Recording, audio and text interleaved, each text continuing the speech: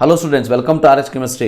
So ಅಂತೂ ಇಂತೂ 2 ಸಾರಿ ಮುಂದೋದಂತಹ KVPY exam ಈ ವರ್ಷದ ವಿದ್ಯಾರ್ಥಿಗಳಿಗೆ ಅಂದರೆ 2021-22ದಲ್ಲಿ ಸೆಕೆಂಡ್ PUCಯಲ್ಲಿ ಇರುವಂಥ ವಿದ್ಯಾರ್ಥಿಗಳಿಗೆ ಎಕ್ಸಾಮನ್ನು 22 ಮೇ 2022 ಇಟ್ಟಿದ್ದಾರೆ. ಸೊ ಕರೆಕ್ಟಾಗಿ ಕೇಳಿಸ್ಕೊಳ್ಳಿ, ನಿಮ್ಮ ಒಂದು ಸೆಕೆಂಡ್ PUC ಎಕ್ಸಾಮು 5ನೇ ತಾರೀಕು ಮೇಗೆ ಮುಗೀತದೆ. ಅದಾದಮೇಲೆ 22 ಮೇ ಏನಿದೆ that is Sunday. On that day your KVPY exam is assigned. So ಗೊತ್ತಿರಲಿ, 24ರಿಂದ ನಮ್ಮ JEE main second session start ಆಗ್ತದೆ. 22ನೇ ತಾರೀಕಿಗೆ ನಿಮ್ಮ KVPY ಎಕ್ಸಾಮ್ ಮುಗೀತದೆ.